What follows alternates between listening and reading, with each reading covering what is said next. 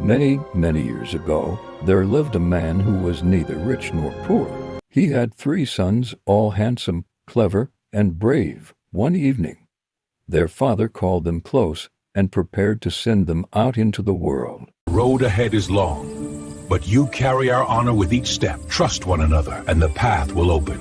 We won't fail you, Father. We'll stay true. I won't let you down. I know, and when doubt comes, remember, courage is quiet. Dawn the next morning, the 3 brothers mounted their horses and set out.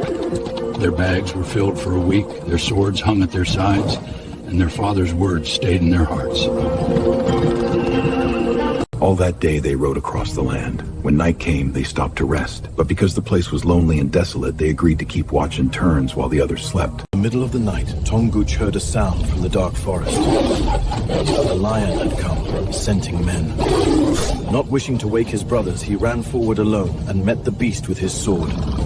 Tonguch defeated the lion without a cry.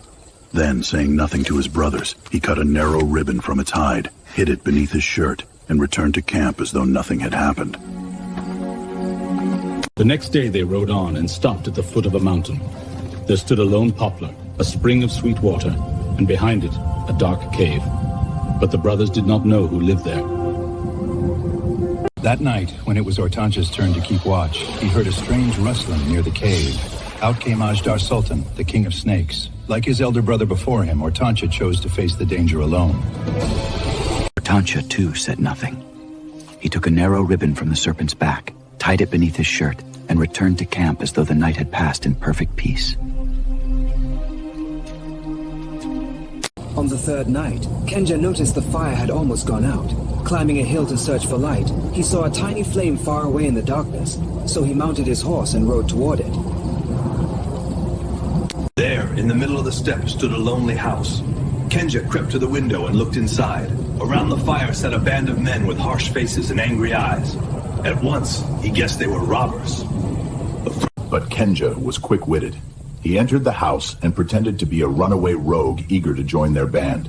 He spoke so cleverly that even the robber chief believed him. That night, the robbers rode to the Shah's palace. Their plan was simple. First, the cat goes up. Check the wall. Right. Quiet now. Kenja would climb over the wall first and see whether the guards slept. Go on, cat. Then the bandits would follow him in. Once he was inside, Kenja turned the robbers' own plan against them. As each one climbed down, he struck swiftly and silently until every last robber was defeated. Then Kenja slipped into the palace itself. Past the sleeping guards he crept, and into a grand hall with 3 beautiful doors. Behind each one, a new wonder awaited him. In the first chamber, Kenja found a princess sleeping among embroidered flowers, and from her hand he took a golden ring. In the second, he took a bracelet. In the third, an earring of gold. Then he slipped away before dawn. The next morning, the brothers reached a town and stopped for tea, but soon the peace was broken. Hear ye, by order of His Radiant Majesty, the Shah! Let it be known, the hero who struck down the band of robbers in the royal garden is... Before the Shah, the truth came out at last.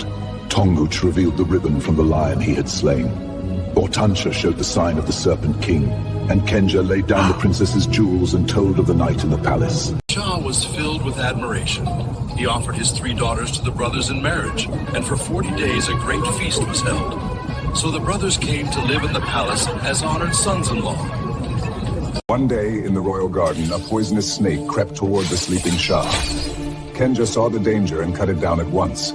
But when the Shah awoke and saw Kenja standing over him with a sword, suspicion entered his heart. The jealous vizier poisoned the Shah's thoughts, and Kenja was thrown into prison. When he was brought before the ruler, he answered not with anger, but with a story, the story of a loyal parrot. The parrot had loved his master faithfully and returned with 3 fruits of life as a gift. But envy and poison turned trust into anger, and the ruler destroyed the one creature who had served him loyally. Only afterward did he learn the truth. When Kenja finished his tale, he showed the Shah the proof of what had truly happened in the garden. At last the ruler understood his mistake. Shame filled his heart, and he begged Kenja for forgiveness. But the brothers would not remain at the palace. They chose freedom over favor, honest work over royal comfort. And so they returned home with their wives, where they lived in peace, dignity, and happiness ever after.